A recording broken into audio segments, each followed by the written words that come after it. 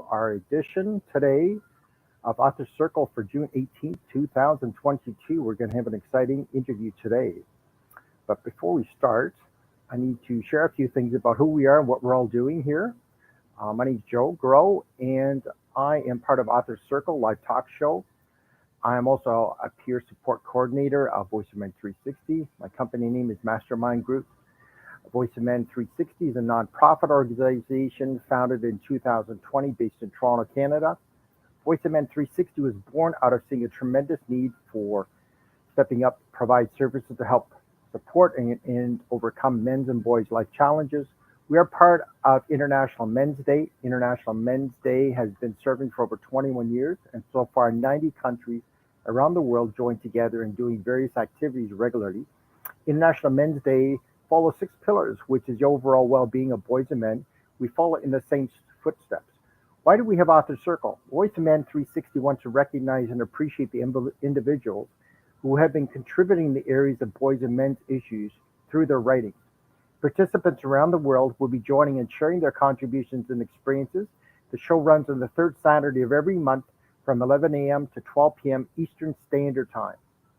Before I introduce our guest, I would like to go through a disclaimer to give you a little more of an understanding of who we are. We would like to remind you that Voice of Men 360's mission is always delivered with good faith toward peaceful harmony. The views and opinions expressed in today's episode are those of our speakers and do not represent Voice of Men 360. Our organization engages in discussion forums to offer inspiration and create awareness to the issues of men who wish to overcome their life challenges.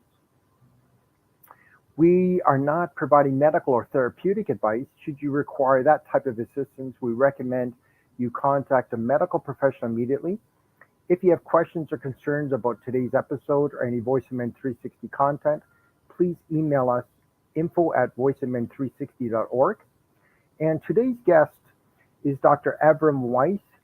He's a psychotherapist, an award-winning author and teacher. His decade-long work on understanding the internal lives of men culminated with his recently published bestseller, Hidden in Plain Sight: How Men's Fears of Women Share Their Intimate Relationships.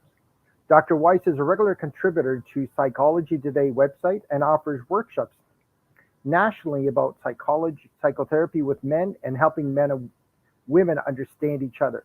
He practices psychotherapy online from his home on an island in Mid-Coast, Maine, specializing in psychotherapy groups for men and psychotherapy consultation.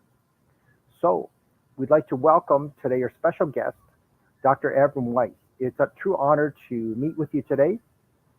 I wish we could say in person, but this is the closest we're going to get to in person, seeing you here. And I read your book quite rapidly, but I took some notes and I found it quite fascinating. You definitely went through a tremendous amount of detail in depth. So for the first half an hour, I'd like to discuss some of the areas of the book that revolve around the challenges that men handle. But before we can get to that point, it'd be awesome to find out what prompted you, motivated you to write a book of this nature, because it's quite an extensive book. It's not a romance novel. It's not an action thriller or horror movie with superheroes in it. But once we learn the ideas you have in the later part of the book, I definitely feel that us men could have superhero abilities. So you might want to add that in any of your new revisions. Okay. So tell me, what prompted you to start off this book, and what made you decide to do this? Because this is quite an undertaking. People think writing a book is you can do it on a weekend. Maybe some you could, but not. No, I've written 4 books, and I average about 7 to 8 years per book. So wow. Not a weekend for sure. You better get going, or if you're going to be 150 years old. So for me, writing is, I was the weird kid in graduate school that when it came time to write a dissertation, I was the only one in the class who was happy, because I was like, wait a minute, you mean I get to learn about whatever I want to learn about for a year and I don't have to do anything else? To me, that's the ultimate happiness. So I write about things that I get interested in and I want to know the answer, and I go and look for the answer and I can't find the answer. So then I have to figure it out. And I got very interested in this topic because I kept hearing men in my office in therapy, talking about all the things they were unhappy in their relationship. And I would say, well, do you talk to your wife about this? And they'd be like, oh, no, I can't talk to her. And finally, I came to understand that they were afraid to talk to their wives. And I thought, well, that's really a problem. Because how are things going to get better if you're not talking about it? Well, that's quite something for a man to admit that, or you to recognize, because most men don't want to admit they're afraid, especially of a woman. Yes, exactly. So the process would go the same every time. I would use the word scared or feared intentionally, and they would immediately bow up and get defensive. But I'll tell you, Joe, every single time in less than a minute, they would kind of go, I think you got something there. And then we would start unpacking everything from that perspective, and it all made so much more sense. So the answer really in the introduction, I thank the hundreds or thousands of men who I've spoken with, because they're the ones who taught me about this. That's quite an aha moment. Yes. As Oprah would say.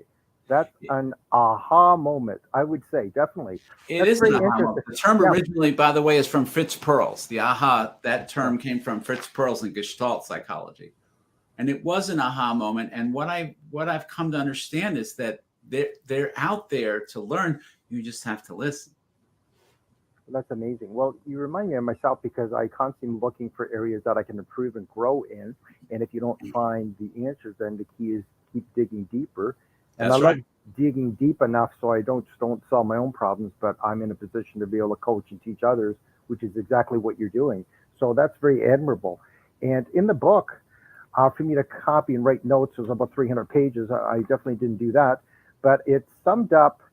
And I love the next half an hour, if we can do it in a brief manner, because to do it in massive detail, whoever would like more information would, of course, need to purchase the book. And I'm sure you must have a copy of it there.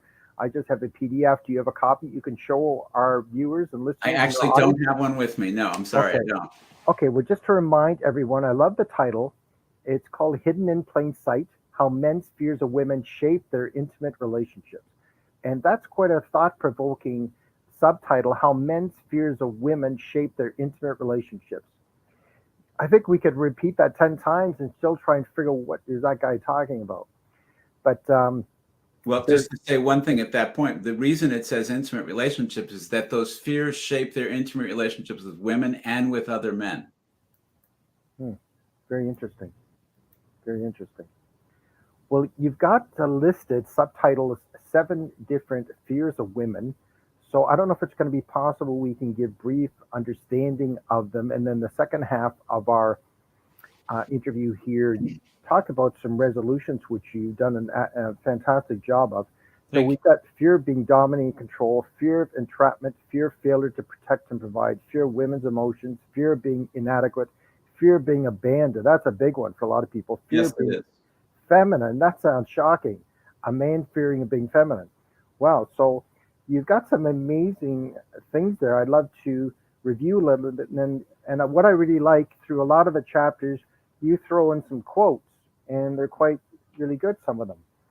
So is it possible to give a brief understanding of each of the 7 areas of where men typically, in your analysis, are fearing women? Well, let me instead of going through all 7, let me sort of hit the highlights just in terms of making it accessible. So the title I wanted to use for the book, so I'll start with the first one, Men's Fear of Being Dominated and Controlled. The title I wanted to use for the book, but no publisher would let me, was I wanted to call the book Pussy Whipped. Wow.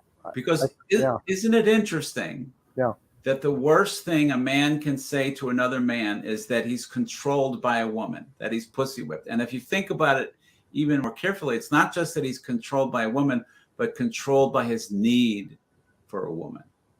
So men have a tremendous, when men and women divorce, who gets remarried quicker?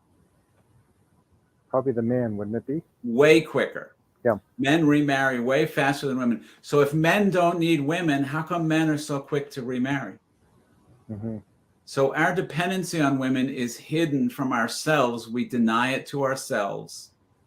and we deny it to our partners, but underneath it, we don't like to admit how dependent we are on women. And so we worry. Again, people who are confident about themselves don't worry about other people controlling them.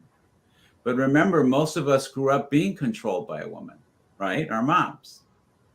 And so those fears start early in life for us. And if you're heterosexual and you marry a woman, those fears come right back. And I give you an everyday example that everyone would understand, which is you're at work and your buddies say, hey, we're going out for drinks tonight. Do you want to join us? And for many men, the first thought they'll have, can you know what I'm going to say? Do you know what would be the first thought a lot of men would have in that situation? Just a minute. Let me call my wife here, see what she has to say about that. Exactly. Oh, and then they'll go, oh, man, you're henpecked, or what a mommy's baby, you little baby. Right. So even that's important. What you said, we're going to come back to that baby part.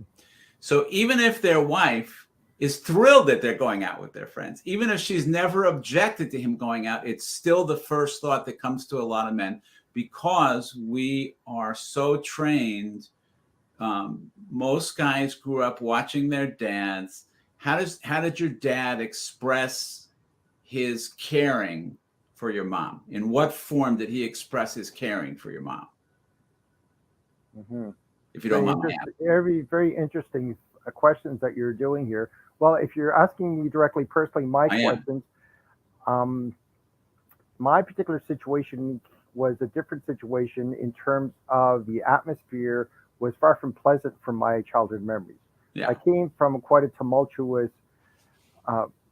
upbringing where there was constant verbal, physical, emotional abuse. So it took me a long time to overcome that, to understand. Okay. So reading your book, I'm sorry if I put you on the spot by asking. Oh, no, I have no problems answering because I've overcome it. Yeah. To say I've overcome 100%, nobody has overcome 100% of anything. It's a constant growing and stretching. Right. But to answer that particular question, a lot of men that in my own situation, have challenges with their relationship with their parents for similar reasons. So I'm involved with men's ministry as well in my church, in addition to here. So that's where my heart lies in helping men. So I can relate 1,000% to what you're doing. I do what I can to help men through issues that I've already overcome. Well, most of us watched our fathers express their caring for men. Most of us, our model for a man was that he took care of his wife and children. Mm-hmm. He protected them and took care of them. And so in our culture, we equate masculinity with taking care of other people. The problem is, if you're being a man is dependent on your taking care of a woman, that means anytime the woman is unhappy or upset in any way, that means you're failing as a man. That's your fault. You're not doing your job. That's so your men fault. become hyper-focused on whether or not their partner is upset and feel an incredible need to step in and make sure she's okay. You've certainly heard the expression, happy wife, happy life. Yes, I've heard that. There's truth behind that cliche. And so men are hyper vigilant about their wives or partners' happiness and satisfaction because they feel like a failure anytime their partner is unhappy about anything. Mm-hmm. So one of the audience members sent in a question, what are men afraid of their intimate partners? I think most men reading this would quickly deny that. So how would you respond to a question of that nature? Well, I've been advised many times that I should not use words like scared or afraid because it puts people off.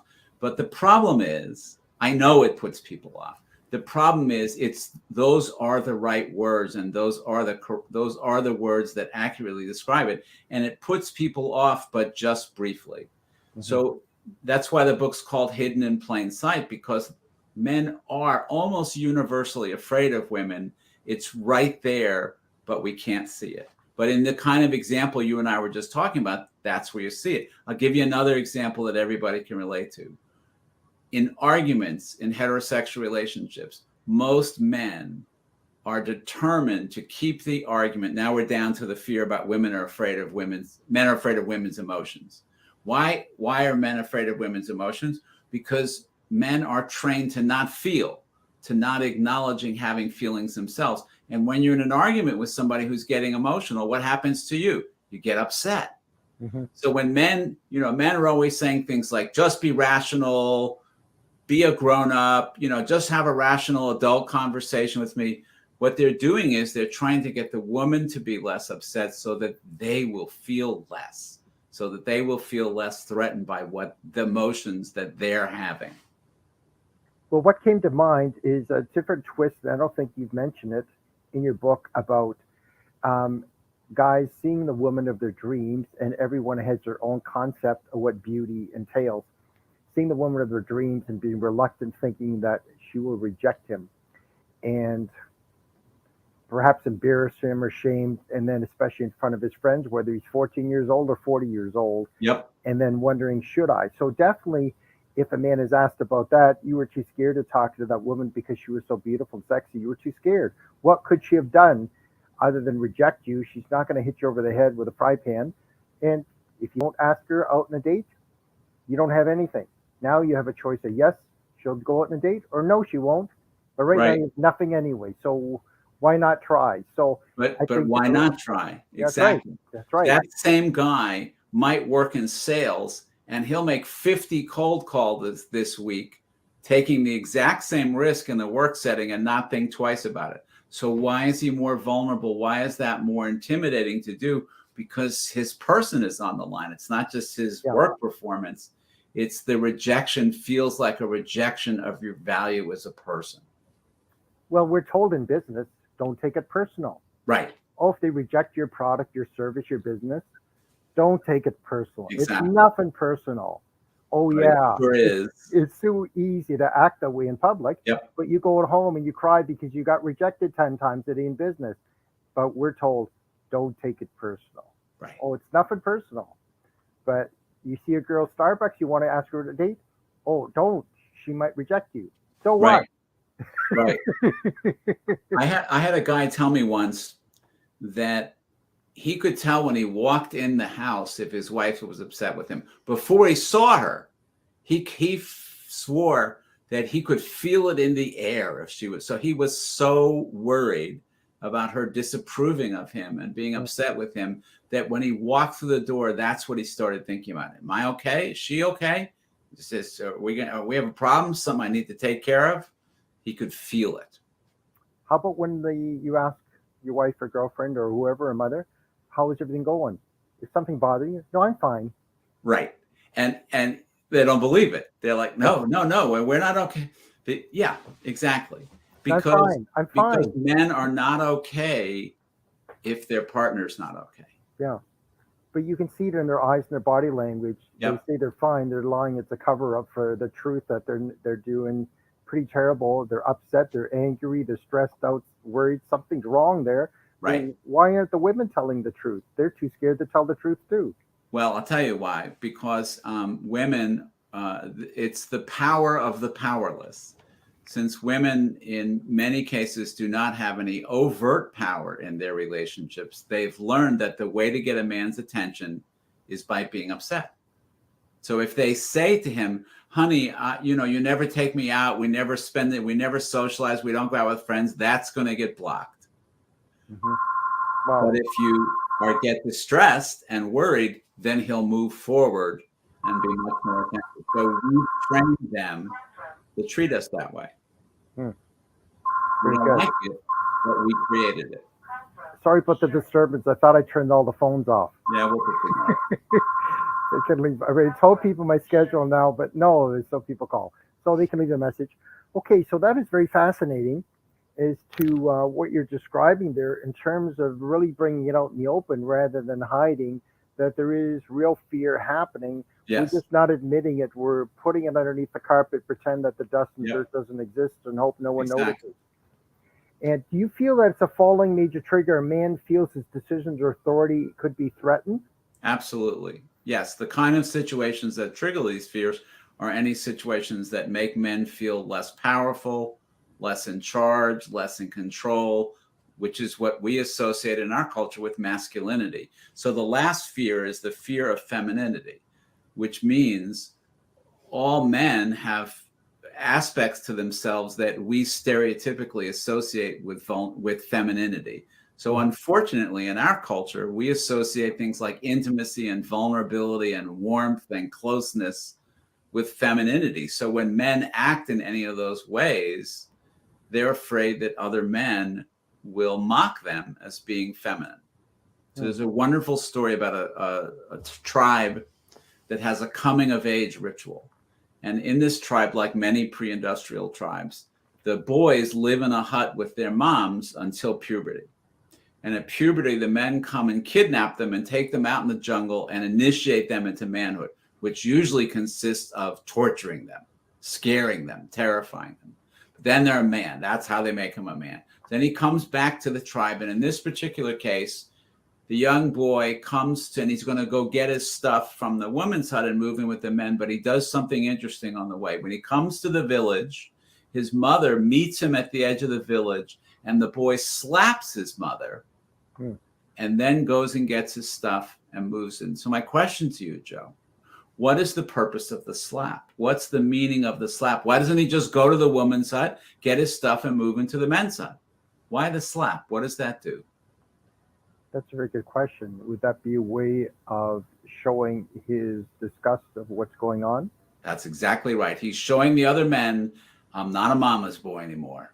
I slapped my mom. So it's not enough to be a man. You have to show them you're not a woman. The way in our culture that you prove you're a man is by demonstrating to people you're not vulnerable, you're not weak, you're not a wimp, you're not a woman. Henpecked, pussy whipped. Yes, absolutely. I found a source, by the way, an author, Samuel Butler, I think was his name, was used the word henpecked in like 1860. Wow. Yeah. We still can use it if you're a farmer. Yeah. Yeah. If you got some chickens or roosters. Yeah. No, he was talking about men and women. He was talking about men being henpecked by women 160 years ago. Wow. Interesting. You had mentioned as well what a lot of men use to retreat, a man cave. Yeah. And that's an important thing if you have the right size home and where you are to have everything that could make you comfortable and don't have the worries of distractions of the lives that some men lead, of hecticness, that you can just retreat there and relax and close the door. So what would be the ideal man cave? What would I have in there? Well, I think what's interesting about that is that when men want a place to recharge, they want to do it alone. So my ideal man cave would have my wife in it. That's an interesting one. Yeah. Because when I relax and I want to feel better, I want to talk to my wife. Mm-hmm. And so I think it's kind of a reflection of in part what we're dealing with is that men are taught to isolate. So I often ask men, do you have friends? And they say immediately, oh, I got friends. Yeah, I got friends. And I say, well, no, what? I'm not sure we're talking about the same thing. Do you have friends with whom you talk about the things that are really important to you in your life? And they're like, oh, no, I don't have those kind of friends. And so there's a lot being written now about men and loneliness. I wrote an article for Psychology Today about men and loneliness that has been viewed almost 1 million times. Oh, I'd love to see that. That sounds fascinating. It hit a nerve. It touched a nerve because, and women know we're lonely. And there was a great skit on Saturday Night Live. If you go online and Google Saturday Night Live Man Park. So it's a skit. And what it is a woman comes home after work and the guy's been home alone all day and he's desperate for somebody to talk to. And she's like, oh my God, I have to take you to the Man Park. So all the women bring their partners to the Man Park and encourage them to play. Go make friends. Go talk with the other men. You can do it. It's okay. I love that. I love that. They know that we don't have friends. And it drives them crazy. They're like, oh my God, would you go make some friends? Don't talk to me all the time. That's fantastic. Yeah, I'm going to have to watch that. Wow. That's why there's a chapter in the book. It went to great pains. So the ending of the book, the last section is about what can help. And one of the chapters is about men, encouraging them about getting together and talking with other men. That before you're ready to talk with your partner, it's probably going to go better if you talk with other men first. Yeah, that's an important, from my experience, men that isolate themselves are opening themselves up to serious issues such as depression, anxiety, stress, worry, even addictions. So from alcohol, drug addiction, porn Yeah. addiction, all sorts of things that are very dangerous. But when they're in teams, sports teams or groups or men's groups, then you can air out what's really bothering Yeah. you. It has less power over you when you discuss what's bothering you. So I'm agreeing with you. The isolation is very dangerous. So that's So a very the book interesting. has some very detailed guidelines for men. If you want to start a group with other guys to get together and talk, it has very specific guidelines about how to do that. That's a very good. I really like that. Yes, the idea. I'm looking forward to watching that skit on the man park. That sounds awesome. It'll make you cringe because it's more true than not. It's uncomfortable to watch. Well, it sounds very fascinating. Sounds good, and it's good to have a sense of humor. When you have a sense of humor, Yeah, everything, the pressure and the problems seem to dissipate sure. from the power of them. Absolutely. So, is there anything else that you'd like to share about the 7 areas of the fears before we Well, take a little break? And then I'm going to switch gears. We'll focus on the solutions that we can offer other our viewers and listeners here as we go along, so we can help people through that journey. yeah. I think we can make that shift now. Okay, before we do that, I need to just share a little bit more about who we are. And I just want to bring up the fact that we have some other shows within Voice of Men 360. We have a show called Unspoken Tears, the second Saturday every month from 10 a.m. to 11 a.m. Eastern Standard Time. The focus is domestic violence against men, bullying, male sexual abuse, traumas, porn addictions, human trafficking. And then just to remind you again, we have Author Circle, the third Saturday every month from 11 a.m. to 12 p.m. Eastern Standard Time. We have podcasts are all available on 6 platforms, including iPhone, Google Play, and so on. We have a monthly men's group meeting only for men by men every 2 weeks on Tuesdays from 6 to 7:30 through Zoom. And we also have a Facebook page and group. We have also another show called Pass the Talking Stick. It's involved with Indigenous peer-to-peer support group, the fourth Friday of every month from 6 p.m. to 7 p.m. through Zoom. So there are no limitations with gender, age, nationality, or ethnic groups. All walks of life can participate in any of our shows. So if you want to be a guest of any of our shows or willing to be part of our organization, help us directly, indirectly, please reach out to us. We'd love to work with individuals, professionals, experts, community organizations, associations, corporations, government officials, and businesses. Our phone number is 437-889-8329. Email is info@voiceofmen360.org. Website is voiceofmen360.org. I also want to mention we have a barbecue coming up July 24th in London, Ontario.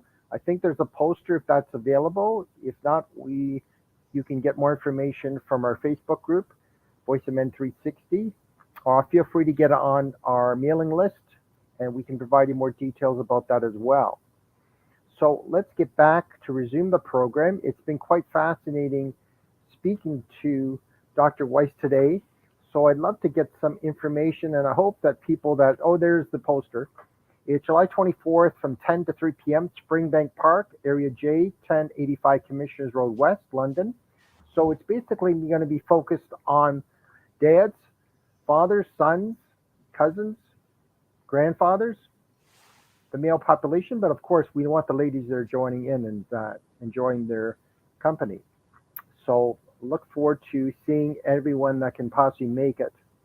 It just was going to be a conflict having it for this Father's Day, so we thought let's do it and have a once a year barbecue. So Dr. Weiss, welcome back. Thank you. And let's continue with our discussion. And I like how you worded it, is resolving men's fears. You have several different areas where we can do that. And especially, I love the wording, embrace the fear. And I love this as well, be the parent you wish you had. I thought that's awesome. I love that wording. Yeah, I think the first step is a little counterintuitive for men because men want to go right away and start talking with their partners. But I think that's something, it's too big a step to start with.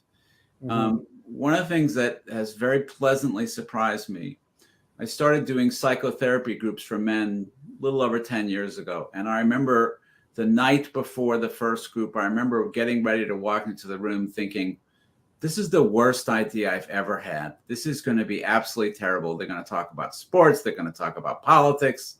They're not going to talk personally with each other. But I'm happy to say I have never been more wrong. And what I've learned is that if you get a group of men in a room without women in the room and you give them permission to open up and talk with each other, they're dying to talk with each other.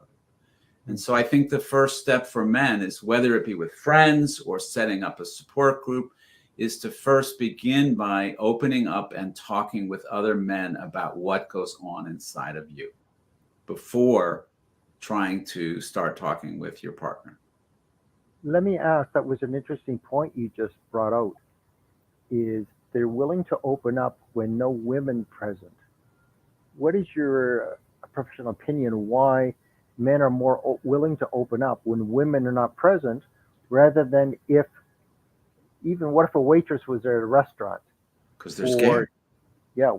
Because they're scared to talk to women. They're scared to be seen in front of women. They're scared to be vulnerable in front of women.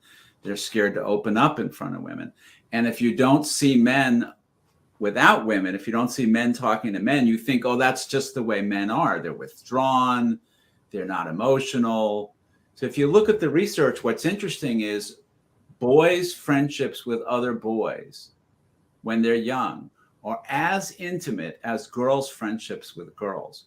But then boys get trained how to become men.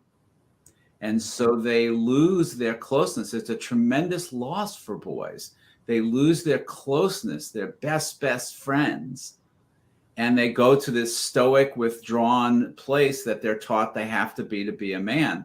And so they're hungry for the connection they used to have with other boys at the time and men now. And when given an opportunity to have that again, they're actually very eager to do it. So when you came across this aha moment that men have a lot of fears towards women, and you told them 7, whether there's more or 700, regardless, men are facing fears and they're not realizing it.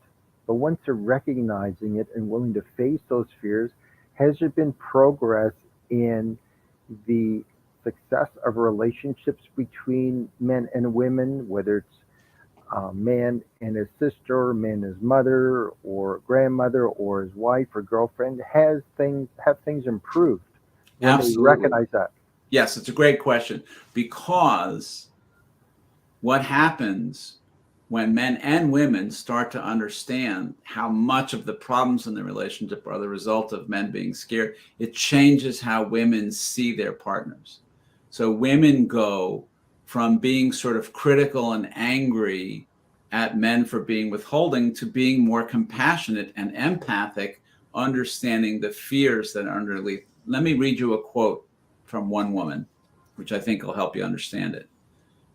She said, "I understand that my husband has not been ignoring, dismissing, or hurting me out of a lack of respect, as I suspected, but that he's scared to hurt me, scared to mess up with me, and scared to not be enough. I had honestly never imagined that he was scared and that I was so profoundly important to him that he was constantly terrified I would leave him." So when men withdraw, women assume that means that they're not interested, and they get angry about that, understandably. When they understand that the withdrawal is a protection, it's not that men aren't interested or don't care, it's that they care so much that they withdraw to protect themselves. That changes so much in a couple when they understand that. That's quite an interesting paradox that you're bringing up there. I forgot to mention this. I never heard this term before. Gynophobia? Did you make up that? Did you make up that term? You did not. No, that's in the psychological literature, and it means fear of women. That's unbelievable. I had quite a chuckle. I'm going, I always wanted to be a gynecologist.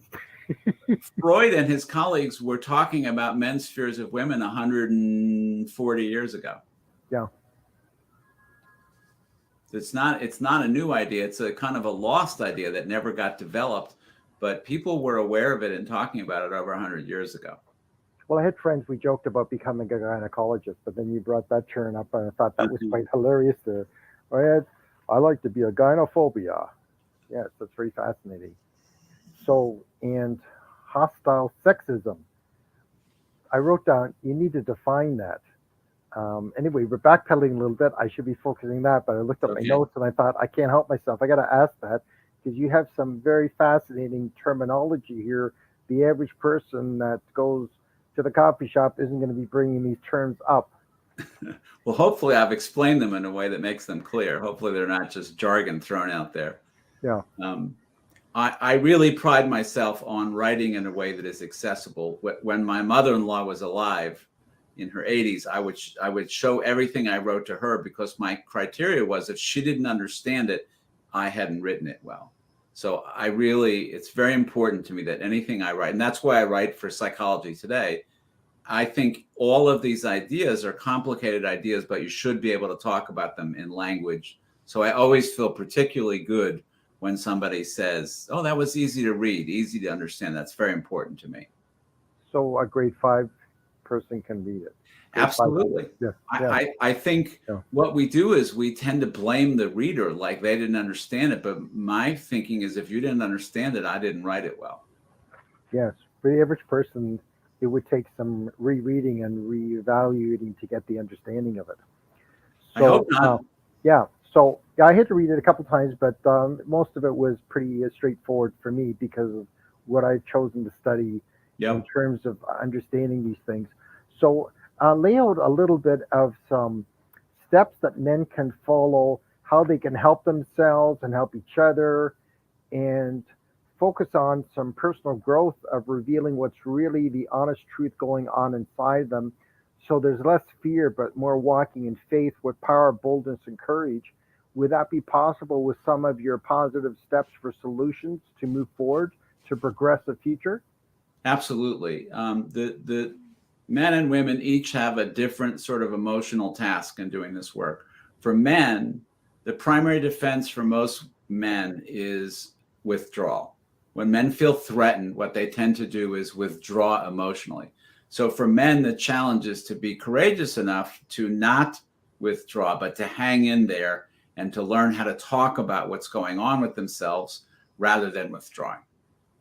For women, the primary defense in relationships tends to be criticism.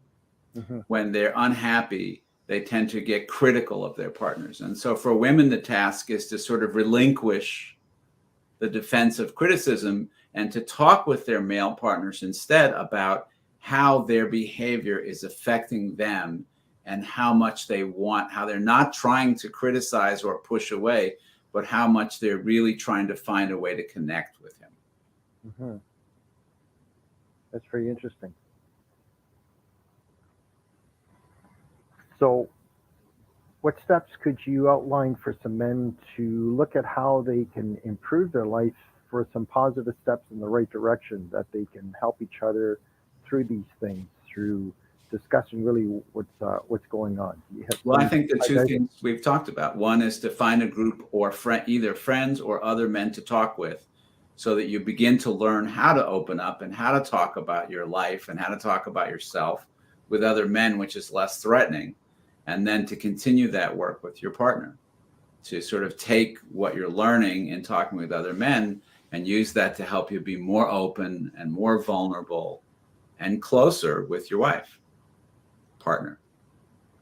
So from my experience, I've learned that when you focus on a certain thought process, you can actually set it up as a goal. So supposing hypothetically you were worried about that your wife's going to leave you, but she has no intention at all of that. She's committed, she's loyal, she's determined to stay there, but in your mind, you're fearing she's going to leave you. You think about it every day. So wouldn't that particular man's actions, behavior, how he handles his life, portray that in the way he lives his life, that could actually make that happen? Absolutely. And make it a self-fulfilling prophecy? I can't even count the number of times that I have sat with men who spend so much of their life worrying that their partner will leave them, but then they don't do the things that would make that less likely to happen.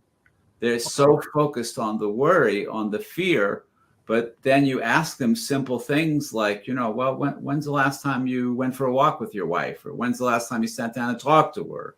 When's the last time you opened up to her? Those things they're not doing. They're just focusing on the fear. And then you're absolutely right. They create their own reality. They run the risk of actually making happen what they're most afraid of happening. They're making it a self-fulfilling prophecy. Exactly. So there's a reason I brought that up, because that's a very strong fear, whether it's a child, whether it's a man, woman, especially child, can be abandoned. Yes. And that's a very strong emotion and trauma that takes a lot of work to overcome. So how can a man change his thinking? What can he say to himself? What can he do? Supposing he's listening now, or in a group, or your therapy, and he's constantly thinking that, what can we do to help him, rather than saying, don't think like that, don't say Right. that, say this? What can he do to reprogram himself in his behavior, in his thinking, his acting, the way he dresses, walks, talks, acts, everything? How can that improve? I'd love to hear your answer on that. Sure. I mean, it starts with stopping treating your wife like she's the enemy. Mhm. She is your best chance at happiness, is working things out with her. And so you've got to stop pretending that you don't need her and that you're fine without her, and acknowledge to her that you need her terribly, that your happiness is very dependent on things going well with her, and you need her help to work things out together.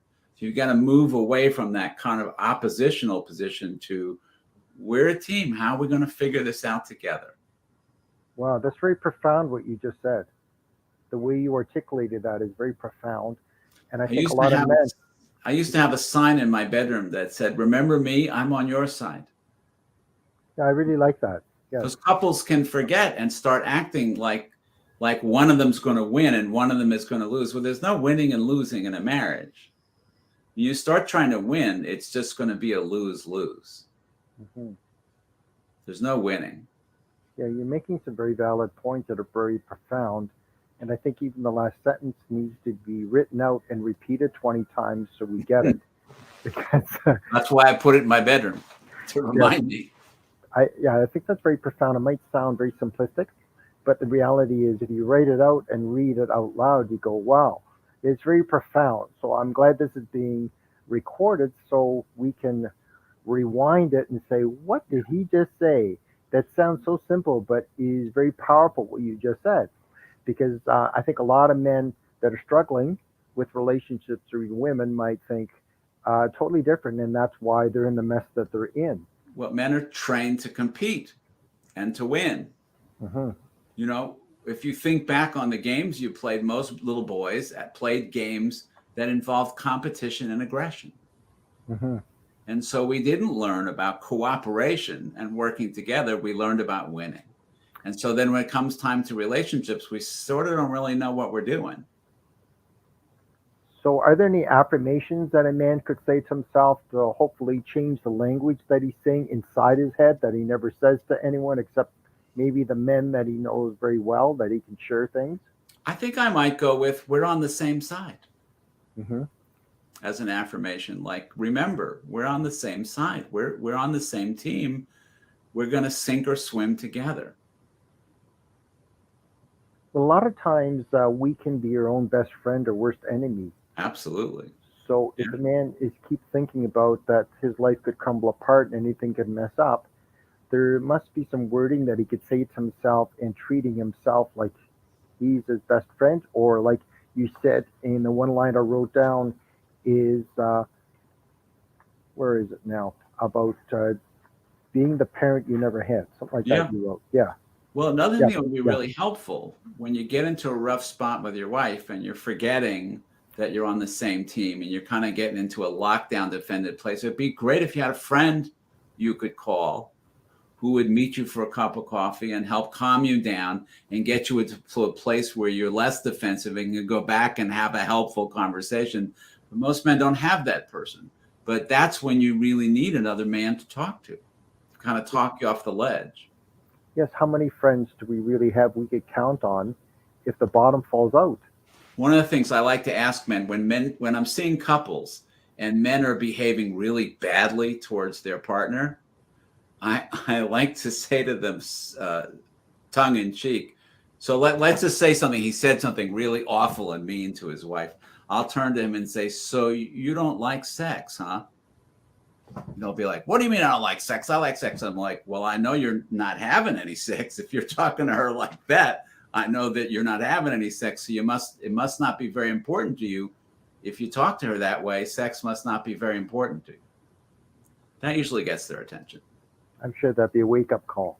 It is kind of a wake-up call. And they understand the connection.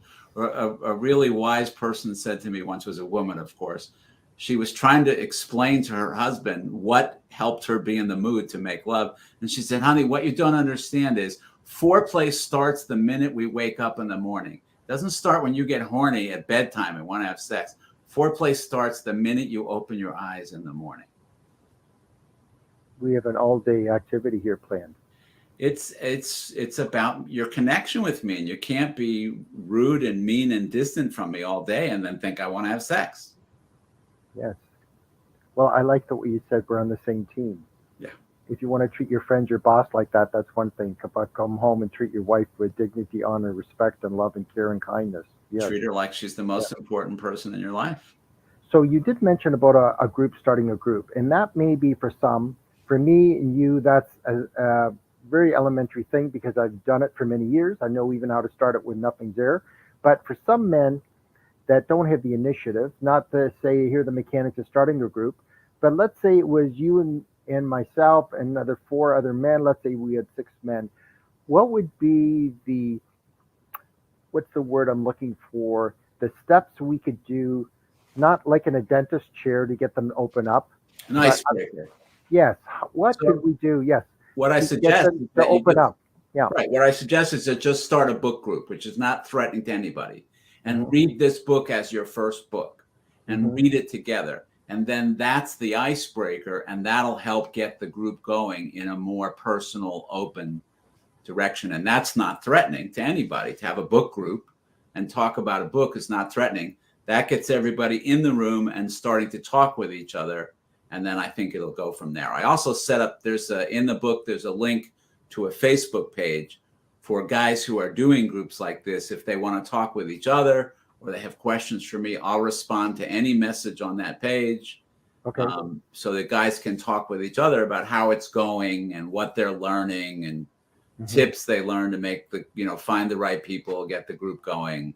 So hopefully that'll become an online community. Can you provide that link through Voice of Men 360 on our Facebook page so that way it's easy for men to find it? That would be ideal. Okay. Sure. So do you have any particular books that you would recommend that would focus on men's issues that would precipitate men opening up what's really honestly going on in their lives? Any suggestions? I think there are a lot. Terrence Real does a lot of good writing about this. I don't have a particular book in mind, but I think he's one of the people that has written extensively about helping men to open up more with each other. I couldn't help but notice some of your books there. The one that jumped out at me behind you, Fire in the Belly, that jumped out at me. I was wondering, you must have some fascinating books there that would enable men to really discover themselves more. What's that one about? Well, that is a book that's sort of early 60s men's movement stuff. That whole shelf are books I used for writing this book. So there's a whole range of, I've got a Margaret Mead book there. I've got a book by an anthropologist. I ran the gamut to all kinds of. Wow, your secret's out now. I discovered it. Okay, we've got about 10 minutes left. If you were to summarize the book or some of our discussion today, what the basic problem is and what we can do to resolve things to make this world a much better, sweeter, happier place with men understanding themselves and understanding the world better, how could you sum it up in the next few minutes? What I would say to the people listening is, I'll describe to you an argument that I think you've had a lot of times. How do I know how your arguments go? Well, see if this fits. I think the way your arguments go is that the woman starts off with something she wants. And whatever it is, it's really code for. So it may be, I want you to help with the kids more. It may be that I want you to clean up the yard. Whatever it is, whatever it sounds like, what it really is I want to be closer to you. I want to do the dishes with me. Right. Don't be fooled by the content. Mm-hmm. But listen, what the real message is, I want to be closer to you. The problem is that men hear that as a criticism. What do you mean I don't do that? So then they get defensive. So they withdraw. They feel threatened and they withdraw. Well, now here's the woman who's approaching the man for connection and closeness. And what is she getting? More distance. So what does she do? She escalates. She gets louder, more emotional. What does the man do? Now he's more threatened. So he withdraws even further. And it goes on and on and on. And so couples have the same argument again and again and again because they're not really getting to what they're arguing about. And what they're arguing about is the woman trying to help them be closer and more connected. And if that's familiar to you, which I bet it is, then that's what this book is designed to help you with, is how to change that argument into a way that it is productive and helps you understand each other better and not just keep, how does the cycle go? Rinse, something, repeat, rinse, lather, repeat. Not just keep having the same argument again and again and again, like, oh God, here we go again. But to know that you can actually get somewhere with that and get to what's underneath it and get to a really satisfying outcome. The outcome of an argument should be that you feel closer. At the end of a good argument, that's why we joke about makeup sex, because the outcome of a good argument should be that you feel closer than when you started the argument. That's a good argument. So it's like reading between the lines. Yeah. Understanding what the subtext is, understanding what we really want from each other. And the problem is that men are afraid of what women want. And so we get defensive and withdraw. But we really want the same thing too. We just have to approach it in a different way because we're scared. Here's a practical example of my life. My mother had a serious issue happen to her, ended up in the hospital for 7 weeks. My father was very dependent. He didn't admit it before. He didn't know how to do dishes. I'm at his house in the morning having coffee. I said, I noticed with the dishes, you don't use soap. Yeah. He said, no, Mom does. And he said, I'm having a hard time figuring out how to use a washing machine. Wow. So finally he revealed to me, when you said rinse lather, he said he's using the rinse cycle first. And I thought, for me to now tell him how to use a washing machine that use soap first and use the washing and then the rinse and all that, I'm going, no, I'm not going to go there. And then Mom came home. She thought it was quite a joke. He does use soap for washing the dishes and doesn't know how to wash the clothes. He was like a helpless baby without it. It was unbelievable. Right. The thing that's important about that example, Joe, is that the same thing happens emotionally that happens practically. Men are as unfamiliar with how to live their lives emotionally and as dependent on women. I'll tell you a great experiment that I suggest to couples often, and it makes them very uncomfortable, but it helps a lot. And that is when couples have young children, it is often true that the dad is not as involved as the mom would like him to be. But part of the reason the dad isn't involved is that the mom is micromanaging, that the mom is supervising the parenting. So then the dad complains, but they don't understand what's going on. So the intervention I suggest is I tell the mom, I said, I want you to go away for the weekend. I want you to leave, not be in touch. I want you to leave him with the kids. And I do not want you to do the laundry before you go or prepare meals for him or line up a babysitter or anything like that. I want you to leave and let him figure it out. And he will. So two things happen. One is the guy gets more confident, like, oh, I don't have to be intimidated by this. I can do this. I don't do it the way she does it. I'm going to figure out my own way to do it. So he gets more confident and he enjoys it. He likes being with his kids. So when she comes back, he wants to be more involved. He's not doing it just to please her. He wants to do it. And then the woman sees that he is, in fact, quite capable. He doesn't do it exactly the way she does it, But he's fine. And of course, it's a tremendous burden lifted for her when he gets more involved with the kids. Well, it's like, how do you learn swimming? We throw you in the pool. Yeah, well, maybe we'll walk you in from the shallow end. I don't know if we're going to throw you in, but we got to get you in the deep end. Eventually, Well, you got to get the deep end so that you learn that you can swim and are not just dependent on your wife. So there used to be a joke. I'm old enough that when I had my kids, this all was first starting. So there used to be a joke when I first had my kids, which is, what do you call a dad in the park on a Saturday with his kids? And the punchline was divorce. Oh, no. Because when I had kids, dads didn't spend time. If you saw a dad in the park, it's because he was divorced. Wow. Dads from intact families. And I remember the first time that I went when my firstborn was a baby.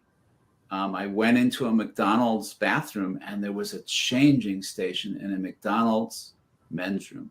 And Wow. it brought tears to me because I had been changing him on dirty bathroom sinks because there were no changing stations in men's room. Nobody thought that a man changed a diaper. So why would you put a changing station in?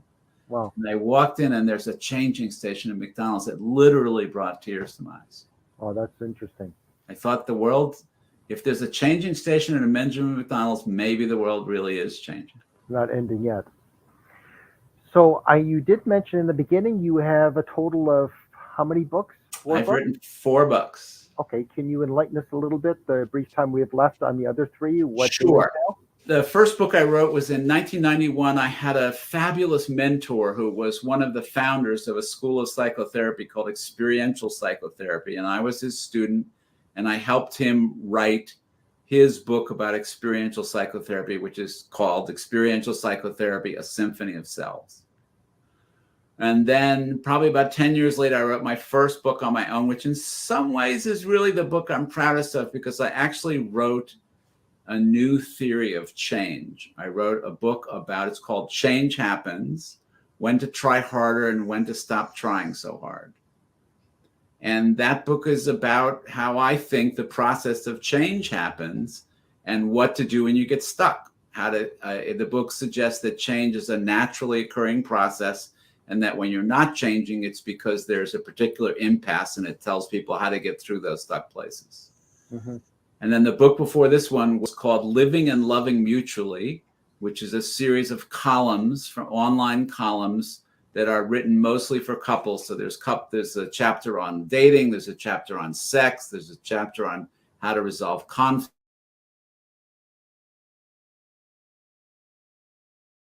Almost like a primer for couples. That sounds awesome. And then I have started work on a new book about why men have such a hard time experiencing pleasure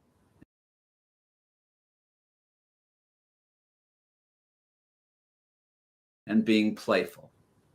Wow, that's a really